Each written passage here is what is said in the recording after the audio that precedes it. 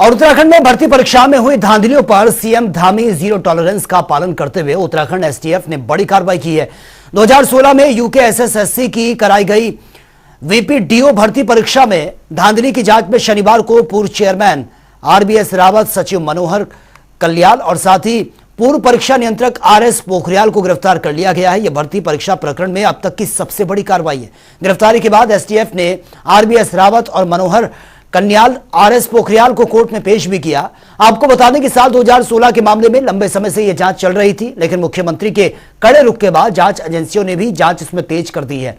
और आपको यह भी बता दें कि अगस्त 2022 से एसटीएफ इस मामले की लगातार जांच कर रही है। 2019 में विजिलेंस सचिव के निर्देश पर परीक्षा में हुई गड़बड़ी को लेकर जांच सतर्कता अधिष्ठान सेक्टर देहरादून को मिली है, जिसके बाद 2020 में जांच में पुष्टि होने पर मुकदमा दर्ज किया गया था, जिसके बाद 2020 से 2022 तक मामले की जांच की जा रही थी। अगस्त 2022 में मुख्यमंत्री के निर्देश पर इस मामले की जांच एसटीएफ को ट्रांसफर की गई। उनकी जगह केवल और केवल जेल है और उन सबको जेल की सलाखों के पीछे भेजा जाएगा और ऐसी नज़ीर बनाई जाएगी कि भविष्य में कभी भी इस प्रकार की घटनाओं को करना तो बहुत बड़ी बात, उसके बारे में सोचना भी उनके लिए दूर दूर की बात हो जाए। इस प्रकार का हम काम करेंगे। उत्तराखंड की एसटीएफ उसमें अच्छा काम कर रही है और जब तक सभी आरोपी नहीं पकड़े जाएंगे तब तक ये काम जारी रहेगा। कार्रवाई जितनी सख्ती की जरूरत है वो सारी सख्ती होगी और कानून अपना काम करेगा। जांच पूरी तरह से निष्पक्ष होगी।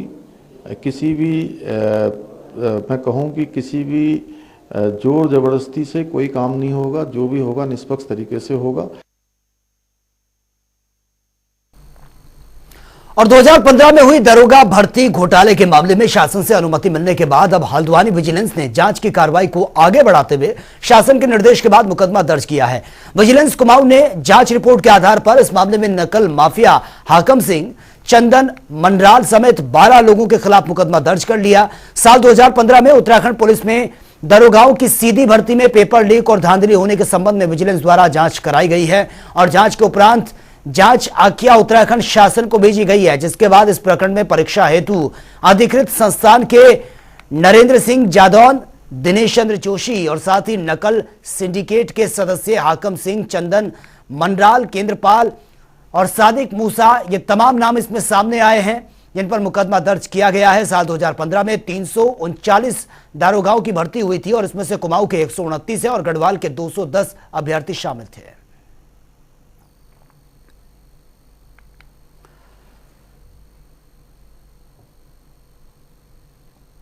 देवभूमि पर एवलांच अटैक का खतरा मंडरा रहा है। केदारनाथ धाम के नजदीक 9 दिनों में 3 बार एवलांच आ चुका है। साथ ही उत्तरकाशी में भी एवलांच आने से अब तक 29 ट्रैकर अपनी जान गंवा चुके हैं। एवलांच की आने की क्या वजह है, इसको लेकर वाडिया वैज्ञानिक शोध कर रहे हैं। वाडिया वैज्ञानिक सुशील कुमार का यह कहना है कि ज्यादा बारिश और ज्यादा धूप के कारण अक्सर एवलांच आते हैं और साथ ही उन्होंने यह भी कहा कि हमारा क्लाइमेट अनस्टेबल होने के कारण एवलांच आ रहे हैं।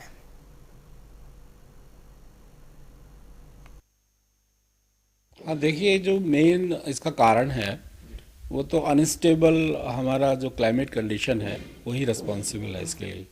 पहले जो एवलांच होते थे और अब जो एवलांच हो रहे हैं तो अभी फ्रीक्वेंसी बढ़ गई है। पहले भी एवलांच होते थे पर अभी क्या हो गया है कि फ्रीक्वेंसी उसकी बढ़ गई है एवलांच की। तो उसका जो मेन कारण है वो तो यही है कि हम लोग जैसे अभी पोल्यूशन का जो मात्रा है, आपने देखा होगा दिल्ली में कितना पोल्यूशन है और पोल्यूशन का जो लेवल है वो बढ़ गया है। जैसे हमारा सारा पूरा मॉडर्नाइजेशन बढ़ रहा है, ऐसी पोल्यूशन भी बढ़ गया है बहुत ज़्यादा। तो उसका भी एक कारण है कि जो स्नो है वो अनस्टेबल एवलांच की। मैं एक्सपर्ट हूँ अर्थक्वेक का, पर हम लोग भी इससे इन्वॉल्व रहते हैं क्योंकि अर्थक्वेक भी एवलांच क्रिएट करते हैं। यदि नियर बाई कोई माउंटेन में अर्थक्वेक आ जाएगा तो भी एवलांच बढ़ जाते हैं, पर अभी ऐसा तो नहीं हुआ है। अभी एक एवलांच हुआ था अभी इसी महीने और एक अर्थक्वेक आया था 3-4 दिन पहले 2.5 मैग्नीट्यूड का, उसके साउथ में लगभग 40-50 किलोमीटर पहले, पर उसका इम्पैक्ट उस पर नहीं हो सकता। तो जो अर्थक्वेक यदि नियर बाई माउंटेन, जो स्नो माउंटेन है उसके नियर बाई आए 4 एंड अबव मैग्नीट्यूड का, तो वो एवलांच कर सकता है।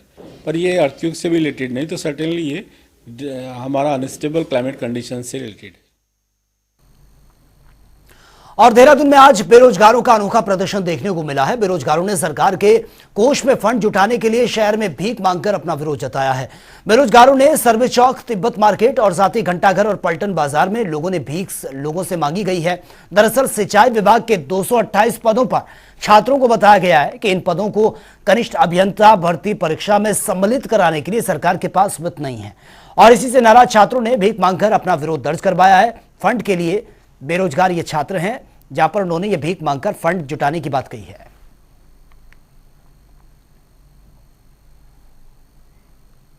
तो फिलहाल इस बुलेटिन में मेरे साथ इतना ही, लेकिन तमाम खबरों के लिए आप बने रहिए जनता टीवी के साथ। नमस्कार।